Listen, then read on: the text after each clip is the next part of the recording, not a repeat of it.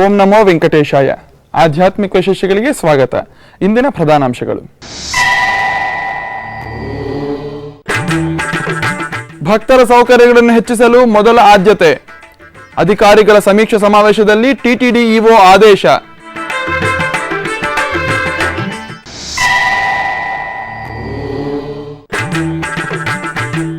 ರಮಣೀಯವಾಗಿ ನಾರಾಯಣವನದಲ್ಲಿ ಬ್ರಹ್ಮೋತ್ಸವ. ಗರುಡ ವಾಹನದಲ್ಲಿ ವಿಹರಿಸಿದ ಕಲ್ಯಾಣ ವೆಂಕಟೇಶ್ವರ.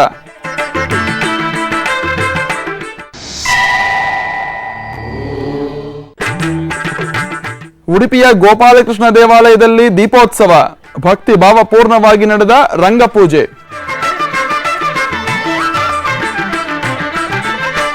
ತಿರುಮಲ ತಿರುಪತಿ ದೇವಸ್ಥಾನ ಹಮ್ಮಿಕೊಳ್ಳುತ್ತಿರುವ ವಿವಿಧ ಅಭಿವೃದ್ಧಿ ಕಾರ್ಯಕ್ರಮಗಳು ಹಾಗೂ ಭಕ್ತರ ವಸತಿ ಸೌಕರ್ಯಗಳನ್ನು ಶೀಘ್ರವಾಗಿ ನಿರ್ವಹಿಸಬೇಕೆಂದು ಇಒ ಡಾಕ್ಟರ್ ಡಿ ಸಾಂಬಶಿವರಾವ್ ಸೂಚಿಸಿದರು.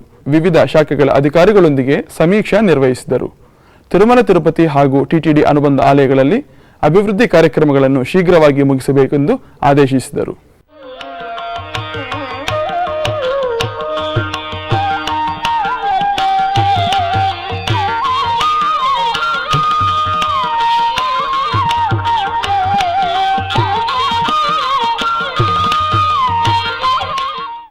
ತಿರುಪತಿಯ ಸಮೀಪದಲ್ಲಿರುವ ತಿರುಮಲ ತಿರುಪತಿ ದೇವಸ್ಥಾನದ ಅನುಬಂಧ ದೇವಾಲಯ ಶ್ರೀ ಕಲ್ಯಾಣ ವೆಂಕಟೇಶ್ವರ ಸ್ವಾಮಿ ನೆಲೆಸಿರುವ ನಾರಾಯಣವನಂನಲ್ಲಿ ಬ್ರಹ್ಮೋತ್ಸವಗಳು ಅದ್ದೂರಿಯಾಗಿ ನಡೆಯುತ್ತಿವೆ. ಸೋಮವಾರ ಸಂಜೆ ಗರುಡ ವಾಹನದಲ್ಲಿ ಸ್ವಾಮಿ ಭಕ್ತರಿಗೆ ದರ್ಶನವಿತ್ತರು. ಮಂಗಳವಾರ ಬೆಳಿಗ್ಗೆ ಅತ್ಯಂತ ಪ್ರಿಯಭಕ್ತನಾದ ಹನುಮಂತನ ಮೇಲೆ ಕುಳಿತು ರಥಬೀದಿಗಳಲ್ಲಿ ಮೆರೆದನು. ನಂತರ ಸಂಜೆ ಸ್ವಾಮಿಯು ಗಜವಾಹನದ ಮೇಲೆ ಕುಳಿತು ಭಕ್ತರಿಗೆ ಅಭಯವಿತ್ತನು.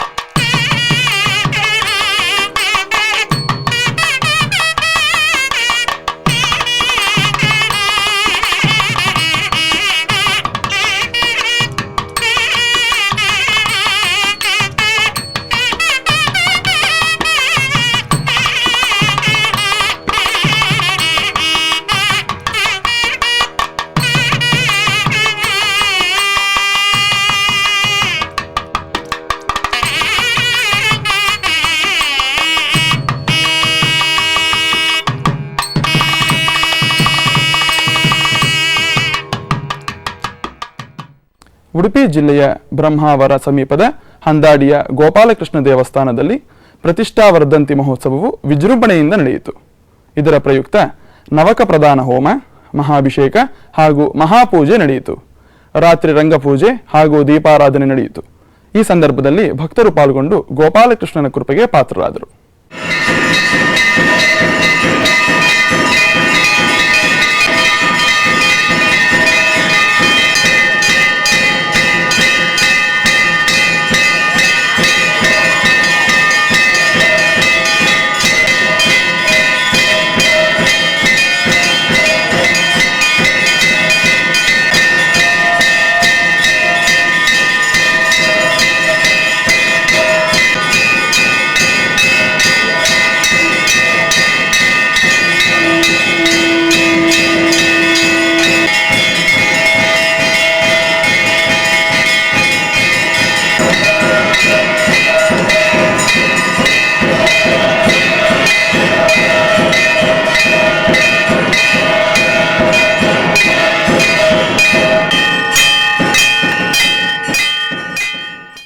ಆಧ್ಯಾತ್ಮಿಕ ವಿಶೇಷಗಳಲ್ಲಿ ಈಗೊಂದು ಪುಟ್ಟ ವಿರಾಮ. ಬರ್ಡ್ ಟ್ರಸ್ಟ್ ಮಾನವ ಸೇವೆಯೇ ಮಾಧವ ಸೇವೆ ಎಂಬ ಮಹದಾಶಯದೊಂದಿಗೆ ವಿಕಲಾಂಗ ರೋಗಿಗಳಿಗೆ ಮೂಳೆಗಳು, ಕೀಳುಗಳು, ಬೆನ್ನುಹುರಿಗೆ ಸಂಬಂಧಿಸಿದ ಗಾಯಗಳಿಂದ ನೋವನ್ನು ಅನುಭವಿಸುತ್ತಿರುವ ಬಡ ರೋಗಿಗಳಿಗೆ ಉತ್ತಮ ರೀತಿಯಲ್ಲಿ ಉಚಿತವಾದ ಸೇವೆ ಮಾಡುವುದಕ್ಕೆ ಅತ್ಯಾಧುನಿಕ ಸಲಕರಣೆಗಳೊಂದಿಗೆ ಬರ್ಡ್ ಸಂಸ್ಥೆಯನ್ನು ಟಿಟಿಡಿ ನಿರಂತರವಾಗಿ ನಿರ್ವಹಿಸುತ್ತಿದೆ. ಮತ್ತಷ್ಟು ವಿವರಗಳಿಗಾಗಿ ಟಿಟಿಡಿ ವೆಬ್ಸೈಟ್ www.tirumala.org ಅನ್ನು ನೋಡಿ. ಓಂ ನಮೋ ವೆಂಕಟೇಶಾಯ. ಆಧ್ಯಾತ್ಮಿಕ ವಿಶೇಷಗಳಿಗೆ ಮತ್ತೆ ಸ್ವಾಗತ. ಈಗ ತಿರುಮಲೆಯ ಶ್ರೀನಿವಾಸನ ದರ್ಶನಕ್ಕೆ ಲಭ್ಯವಿರುವ ₹300 ಟಿಕೆಟ್ಗಳ ವಿವರಗಳು. ಮೇ 25 ಬುಧವಾರ 0, ಮೇ 26 ಗುರುವಾರ 0, ಮೇ 27 ಶುಕ್ರವಾರ 0, ಮೇ 28 ಶನಿವಾರ 0, ಮೇ 29 ಭಾನುವಾರ 231, ಮೇ 30 ಸೋಮವಾರ 4108, ಮೇ 31 ಮಂಗಳವಾರ 10,507, ಜೂನ್ 1 ಬುಧವಾರ 8,753. ಚಿಕ್ಕಬಳ್ಳಾಪುರ ಜಿಲ್ಲೆಯಲ್ಲಿ ನಡೆದ ವಿವಿಧ ಧಾರ್ಮಿಕ ಕಾರ್ಯಕ್ರಮಗಳ ಕುರಿತು ಒಂದು ವರದಿ. ಚಿಕ್ಕಬಳ್ಳಾಪುರ ಜಿಲ್ಲೆ ಕೈವಾರ ಕ್ಷೇತ್ರದ ಶ್ರೀ ಯೋಗಿ ನಾರಾಯಣ ಮಠದಲ್ಲಿ ವೈಶಾಖ ಮಾಸದ ಹುಣ್ಣಿಮೆಯಂದು ಶ್ರೀದೇವಿ ಭೂದೇವಿ ಸಮೇತ ವೆಂಕಟೇಶ್ವರ ಸ್ವಾಮಿಗೆ ಮತ್ತು ಗುರುಗಳಿಗೆ ವಿಶೇಷ ಪೂಜೆಗಳನ್ನು ಹಮ್ಮಿಕೊಳ್ಳಲಾಗಿತ್ತು. ಹುಣ್ಣಿಮೆಯ ಅಂಗವಾಗಿ ರಥೋತ್ಸವವನ್ನು ನಡೆಸಲಾಯಿತು. ಭಕ್ತರು ಭಾಗವಹಿಸಿ ಕೃತಾರ್ಥರಾದರು.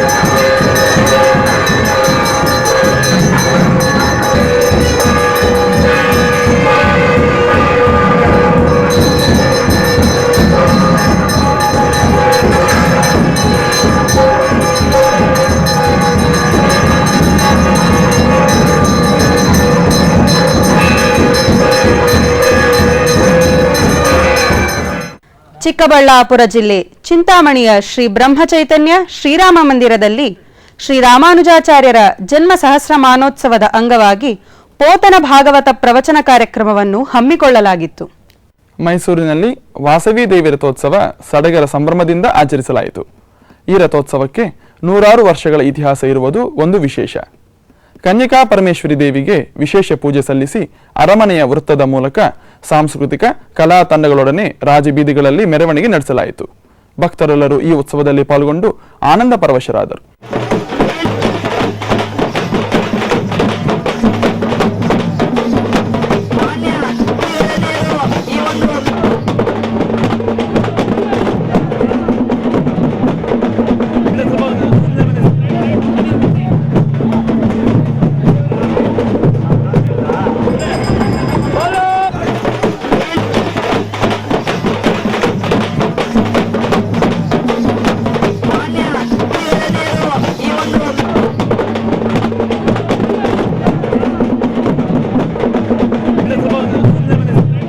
ಉಡುಪಿ ಜಿಲ್ಲೆ ಶಿವಪಾಡಿಯ ಶ್ರೀ ಉಮಾಮಹೇಶ್ವರ ದೇವಸ್ಥಾನದಲ್ಲಿ ಲೋಕ ಕಲ್ಯಾಣಾರ್ಥವಾಗಿ ಮಹಾರುದ್ರ ಹೋಮ ನಡೆಯಿತು.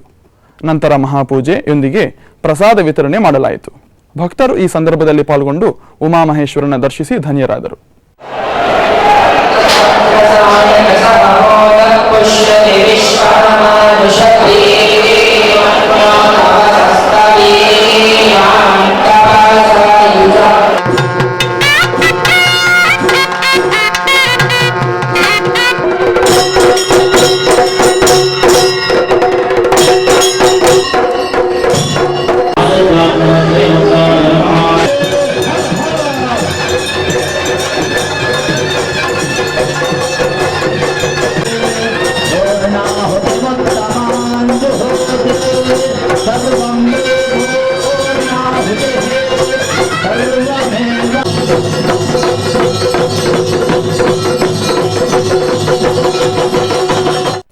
ಬಳ್ಳಾರಿಯ ಗಾಂಧಿನಗರದಲ್ಲಿರುವ ಶ್ರೀ ದುರ್ಗಮ್ಮ ದೇವಸ್ಥಾನದಲ್ಲಿ ವೈಶಾಖ ಮಾಸದ ಪ್ರಯುಕ್ತ ಅಮ್ಮನವರಿಗೆ ಕುಂಕುಮಾರ್ಚನೆ, ಸಪ್ತಶತಿ ಪಾರಾಯಣೆ ನಿರ್ವಹಿಸಿದರು. ಅಮ್ಮನವರಿಗೆ ವಿವಿಧ ವರ್ಣಮಯ ಪುಷ್ಪಮಾಲೆ ಹಾಗೂ ವಿಳೆದೆಲೆ ಮಾಲೆಯಿಂದ ಅಲಂಕರಿಸಿ ಮಹಾಮಂಗಳಾರತಿಯನ್ನು ನಿರ್ವಹಿಸಿದರು. ಭಕ್ತರು ಈ ದುರ್ಗಮ್ಮ ದೇವಿಯನ್ನು ದರ್ಶಿಸಿ ಪುನೀತರಾದರು.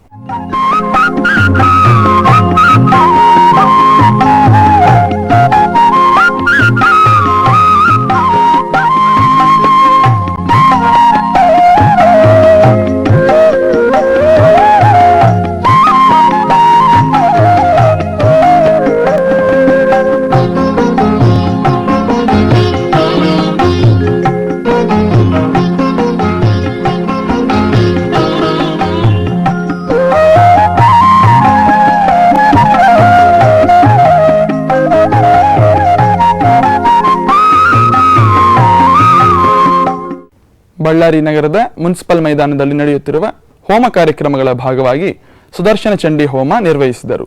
ಇದರ ಅಂಗವಾಗಿ ಯಾಗಶಾಲೆಯಲ್ಲಿ ದಂಪತಿಗಳೊಂದಿಗೆ ಸುದರ್ಶನ ಚಂಡಿ ಹೋಮವನ್ನು ಭಕ್ತಿಯಿಂದ ನೆರವೇರಿಸಿದರು. ನಂತರ ಶ್ರೀ ದುರ್ಗಾದೇವಿ ಅಮ್ಮನವರ ಮುಂದೆ ಮಹಿಳೆಯರು ವಿಶೇಷ ಕುಂಕುಮಾರ್ಚನೆಯಲ್ಲಿ ಪಾಲ್ಗೊಂಡು ದೇವಿಯ ಕೃಪೆಗೆ ಪಾತ್ರರಾದರು.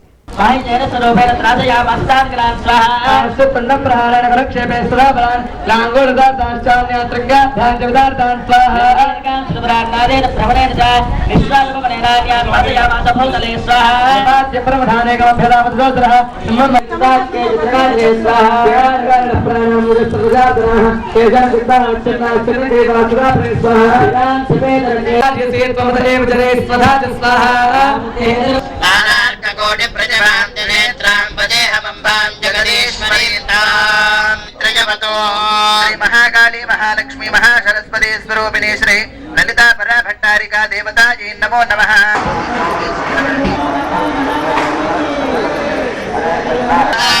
दुर्गां देवीं शरणमहं प्रपद्ये सदरसदरसे नमः. अग्ने त्वं भारजानव्यो अस्मान् वरस्तानव्यः सदस्ते स्वाञ्जा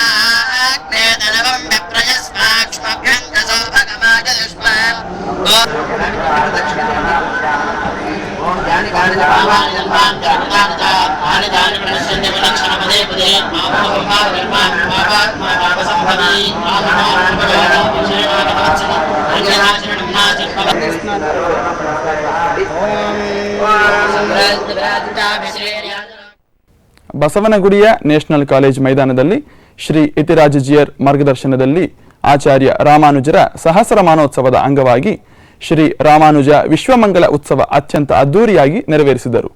ಕರ್ನಾಟಕದ ವಿವಿಧ ಪ್ರದೇಶಗಳಿಂದ ಭಕ್ತರು ಭಾಗವಹಿಸಿದ್ದರು.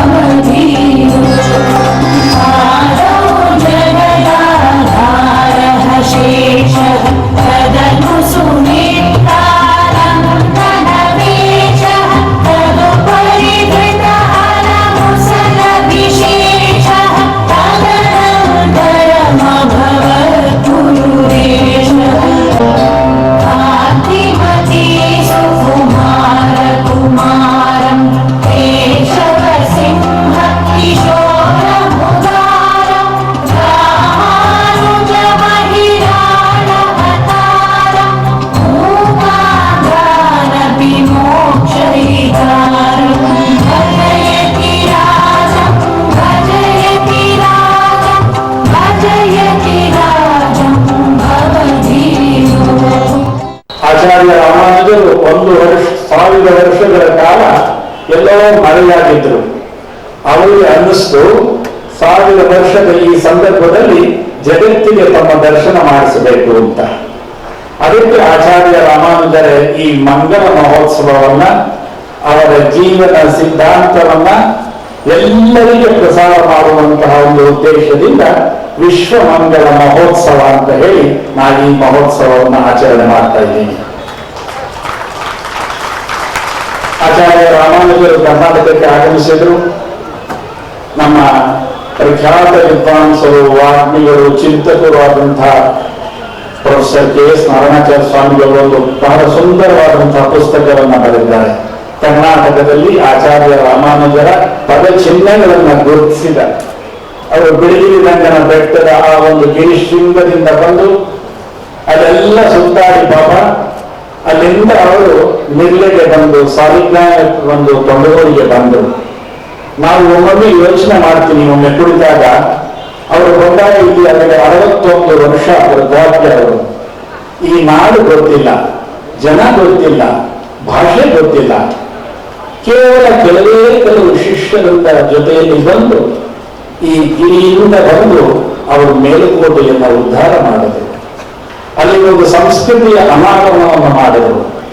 ಯಾರು ಸಮಾಜದಲ್ಲಿ ತೀರ ಹಿಂದುಳಿದವರು ಅಂತ ಇದ್ರು ಅವರನ್ನ ತಮ್ಮ ಜೊತೆಗೆ ದೇವಸ್ಥಾನ ಕರ್ಕೊಂಡು ಹೋದ್ರು. ಭಗವಂತನ ಈ 1000 ವರ್ಷಗಳ ಇತಿಹಾಸವನ್ನು ನಾವು ಮೆಲುಕು ಹಾಕಿದಾಗ ಈ ಸಮಾಜದಲ್ಲಿ ಜಾತಿ ಮತ ಭೇದ ಭಾವವನ್ನೆಲ್ಲ ತೊಡೆದು ಹಾಕಿ ಭಕ್ತಿಯ ಭಗವಂತನ ದರ್ಶನವನ್ನು ಮಾಡಿಸಿದಂತ ಪ್ರಪ್ರಥಮ ಆಚಾರ್ಯರು ಆಚಾರ್ಯ ರಾಮಾನುಜರು.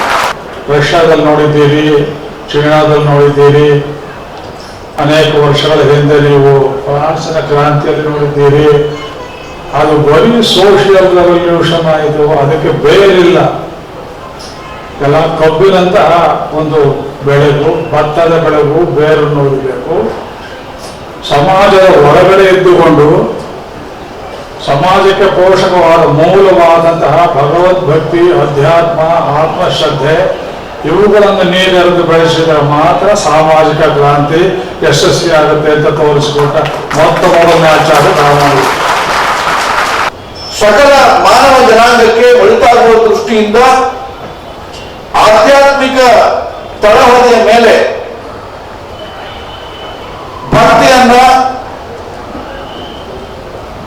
ಮತ್ತು ದೇವಸ್ಥಾನದ ಒಂದು ಸಂಸ್ಕೃತಿಯನ್ನ ನಮ್ಮ ಜಗತ್ತಿಗೆ ಕೊಡುಗೆಯನ್ನಾಗಿ ಕೊಟ್ಟರು ಅನ್ನೋದನ್ನ ನನ್ನ ತಂದೆಯವರು ನನಗೆ ಯಾವಾಗಲೂ ಹೇಳ್ತಾ ಇದ್ರು. ಅದು ವಿಶೇಷವಾಗಿ ಎಲ್ಲ ಸಮಾಜದವರಿಗೆ ಸಲುವಾಗಿ ವೇದ, ಉಪನಿಷತ್ತು ಈ ಎಲ್ಲ ಸಂಗತಿಗಳ ಒಂದು ಸಂದೇಶ ಮುಟ್ಲಿ ಅನ್ನುವಂತ ಕ್ರಾಂತಿಕಾರಿ ಪ್ರಯೋಗಗಳನ್ನು ಮಾಡಿದಂತ ಮೊಟ್ಟ ಮೊದಲನೇ ಆಚಾರ್ಯರು ಅಂತಂದ್ರೆ ಪರಮ ಪೂಜ್ಯ ರಾಮಾನುಜಾಚಾರ್ಯರು ಅಂತ ಹೇಳಿ ನಾವು ನೆನೆಸ್ಕೊಳ್ಬೇಕಾಗುತ್ತೆ. ಮನುಷ್ಯ ಹುಟ್ಟುವಾಗಿ ಇರುವಂತದ್ದು ಉಸಿರು ಮಾತ್ರ, ಹೋದ ಮೇಲೆ ಉಳಿಯುವಂತ ಹೆಸರು. ಅದಕ್ಕೆ ಶ್ರೇಷ್ಠ ರಾಜವರು ಯಾರು ಅಂದರೆ ನಮ್ಮ ರಾಮಾನುಜಾಚಾರ್ಯರು. ಅವರ ಹೆಸರು ಇವತ್ತು 1000 ವರ್ಷದ ಮೇಲೆ ಪುನಃ ಉಳ್ಕೊಂಡಿದೆ ಅಂತ ಹೇಳಿದ್ರೆ ಅವ್ರು ಮಾಡಿದಂಥ ಒಂದು ಸಾಧನೆ ಅಪೂರ್ವವಾದದ್ದು. ನಾವು ಪ್ರತಿಯೊಂದು ಪೂಜಾ ಸಂದರ್ಭದಲ್ಲಿ ದೇವಸ್ಥಾನಗಳಲ್ಲಿ ಮಾಡುವಂಥದ್ದು, ಪ್ರಾರ್ಥನೆ ಮಾಡುವಂಥದ್ದು ಲೋಕಾತ್ಮಸ್ಥೇನೋ ಭಗವಂತ ಎಲ್ಲರಿಗೂ ಸುಖವಾಗಲಿ ಅಂತ ನಾವು ಹಾರಕ್ಕೆ ಮಾಡ್ತೇವೆ. ಆದರೆ ಅದನ್ನ ಅನುಷ್ಠಾನಕ್ಕೆ ತಂದವರು ಭಕ್ತಿ ಮಾರ್ಗದಲ್ಲಿ ಮುಕ್ತಿ ಪ್ರವರ್ತಕರಾದವರು ರಾಮಾನುಜಾಚಾರ್ಯರು. ಭಗವಂತನ ನಾಮ, ಅವರ ಭಜನೆ ಅದೇ ಶ್ರೇಷ್ಠವಾಗಿರುವಂತಹದ್ದು. ಅದು ಸಾಮಾನ್ಯ ಜನರು ನಾನು ಅವರ ಜೀವನದಲ್ಲಿ ಅಳವಡಿಸಿಕೊಂಡು ಜೀವನವನ್ನು ಸಾರ್ಥಕ ಮಾಡ್ಕೋಬೇಕು ಎಂಬ ಉದ್ದೇಶದಿಂದೇ ಅವರು ತಮ್ಮ ತತ್ವವನ್ನು ಇಡೀ ಭಾರತದುದ್ದಕ್ಕೂ ಅವರು ಪ್ರಚಾರ ಮಾಡಿದರು. ಶ್ರೀ ರಾಮಾನುಜಾಚಾರ್ಯರು ಪ್ರಪತ್ತಿಯನ್ನು ಭಗವಂತನ ಶರಣಾಗತಿಯನ್ನು ವಿಶೇಷವಾಗಿ ಪ್ರತಿಪಾದನೆ ಮಾಡಿದ್ದಾರೆ. ಭಗವಂತನ ಶರಣಾಗತಿ ಜೊತೆ ಭಕ್ತಿ ಜೊತೆಗೆ ಅದರ ಮೂಲಕ ಜ್ಞಾನ, ತನ್ಮೂಲಕ ವೈರಾಗ್ಯ, ಈ 3 ಭಕ್ತಿ, ಜ್ಞಾನ, ವೈರಾಗ್ಯ ಮೇಳಿಸಿದಾಗ ಭಗವಂತನ ಪ್ರಸಾದ, ಅದರಿಂದ ಮೋಕ್ಷ ಸಾಧ್ಯ, ಅದನ್ನು ಪ್ರತಿಪಾದಿಸಿದ್ದಾರೆ. ಆಧ್ಯಾತ್ಮಿಕ ವಿಶೇಷಗಳಲ್ಲಿ ಈಗೊಂದು ಪುಟ್ಟ ವಿರಾಮ. ಶ್ರೀ ವೆಂಕಟೇಶ್ವರ ಗೋ ಸಂರಕ್ಷಣಾ ಟ್ರಸ್ಟ್ ಒಂದೇ ಗೋಮಾತರಂ. ಗೋಮಾತೆಯಲ್ಲಿ 33 ಕೋಟಿ ದೇವತೆಗಳಿದ್ದಾರೆಂದು ಪ್ರತೀತಿ. ಆದ್ದರಿಂದಲೇ ಗೋಮಾತೆಯನ್ನು ಪೂಜಿಸುತ್ತೇವೆ. ಗೋವುಗಳನ್ನು ರಕ್ಷಿಸುವ ಉದ್ದೇಶದಿಂದ ನಮ್ಮ ಸನಾತನ ಸಂಪ್ರದಾಯವನ್ನು ಉಳಿಸುವ ಸಲುವಾಗಿ ಟಿಟಿಡಿ ಶ್ರೀ ವೆಂಕಟೇಶ್ವರ ಗೋ ಸಂರಕ್ಷಣಾ ಟ್ರಸ್ಟ್ ಅನ್ನು ಸ್ಥಾಪಿಸಿದೆ. ಮತ್ತಷ್ಟು ಸಮಾಚಾರಗಳಿಗಾಗಿ ಸಂಪರ್ಕಿಸಿ ಟಿಟಿಡಿ ವೆಬ್ಸೈಟ್ www.tirumala.org. ಓಂ ನಮೋ ವೆಂಕಟೇಶಾಯ. ಆಧ್ಯಾತ್ಮಿಕ ವಿಶೇಷಗಳಿಗೆ ಮತ್ತೆ ಸ್ವಾಗತ. ಆಂಧ್ರ ಪ್ರದೇಶ ರಾಜ್ಯದ ಅನಂತಪುರಂ ಜಿಲ್ಲೆಯ ಸುಪ್ರಸಿದ್ಧ ಶ್ರೀ ನಾರಸಿಂಹ ಕ್ಷೇತ್ರವಾದ ಕದ್ರಿಯಲ್ಲಿ ಶ್ರೀ ಕಾದ್ರಿ ಲಕ್ಷ್ಮೀ ನರಸಿಂಹಸ್ವಾಮಿಗೆ ಕದರಿ ಮಲ್ಲಿಗೆಯಿಂದ ಮಲ್ಲೆಪೂಲ ತಿರುನಾಳ ಉತ್ಸವವನ್ನು ನಿರ್ವಹಿಸಿದರು. ಬೇಸಿಗೆಯ ತಾಪವನ್ನು ಮಲ್ಲಿಗೆ ದೂರ ಮಾಡುವುದರಿಂದ ಪ್ರತಿ ವರ್ಷ ಸ್ವಾಮಿಯನ್ನು ಸುಂದರವಾಗಿ ಅಲಂಕರಿಸಿ ರಥಬೀದಿಗಳಲ್ಲಿ ಮೆರವಣಿಗೆ ಮಾಡಿ ಮಂಗಳ ನೀರಾಜನವನ್ನು ಅರ್ಪಿಸುವುದು ಇಲ್ಲಿನ ಆಚಾರವಾಗಿದೆ. ಭಕ್ತರು ಈ ಉತ್ಸವದಲ್ಲಿ ಪಾಲ್ಗೊಂಡು ದೇವರ ಆಶೀರ್ವಾದವನ್ನು ಪಡೆದರು.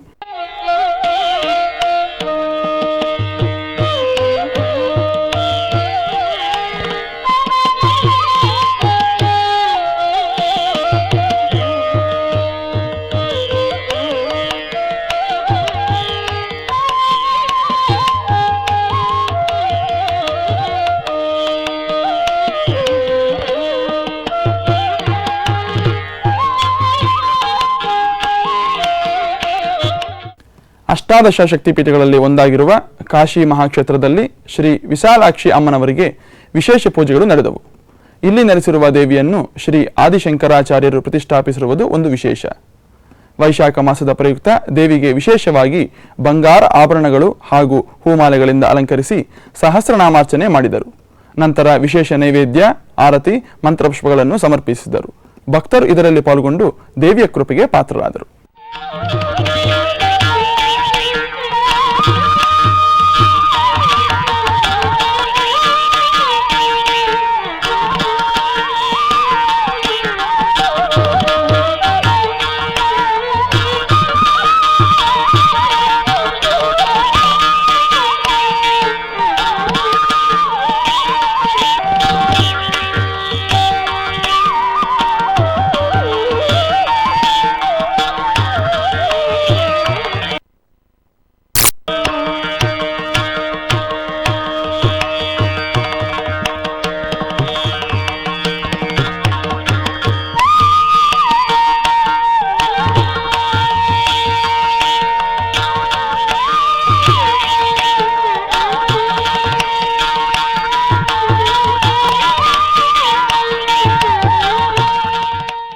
ಬೆಂಗಳೂರಿನ ಮಲ್ಲೇಶ್ವರಂನಲ್ಲಿರುವ ಶ್ರೀರಾಮ ಮಂದಿರದಲ್ಲಿ ನಾದಜ್ಯೋತಿ ಭಜನಾ ಸಭಾ ನೇತೃತ್ವದಲ್ಲಿ ತಾಳಪಾಕ ಅನ್ನಮಾಚಾರ್ಯರ ಜಯಂತಿ ಉತ್ಸವ ಸಂದರ್ಭವಾಗಿ ಗೋಷ್ಠಿಗಾನ ನಿರ್ವಹಿಸಲಾಯಿತು. ಶ್ರೀಮತಿ ಮಲ್ಲಾದಿ ಜಯಶ್ರೀ ಅವರ ನಿರ್ವಹಣೆಯಲ್ಲಿ ಸಾಮೂಹಿಕ ಅನ್ನಮಾಚಾರ್ಯರ ಕೀರ್ತನೆಗಳನ್ನು ಹಾಡಿದರು. ಭಕ್ತರು ಈ ಸಂಗೀತ ಕಾರ್ಯಕ್ರಮದಲ್ಲಿ ಉತ್ಸಾಹದಿಂದ ಪಾಲ್ಗೊಂಡು ಆನಂದ ಪರವಶರಾದರು.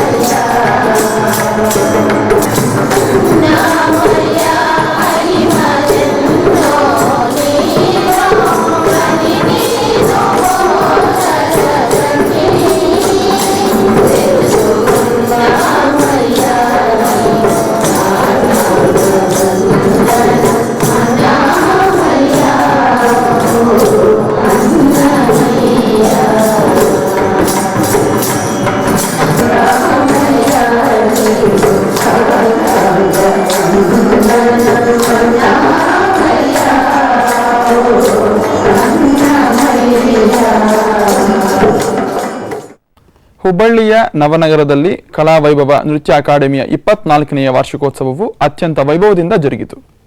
ಕಾರ್ಯಕ್ರಮದ ಪ್ರಯುಕ್ತ ಅಕಾಡೆಮಿಯ ಮಕ್ಕಳು ಭಕ್ತಿ ಗೀತೆಗಳಿಗೆ ನೃತ್ಯವನ್ನು ಮಾಡಿ ತಮ್ಮ ಕಲೆಯನ್ನು ಪ್ರದರ್ಶಿಸಿದರು.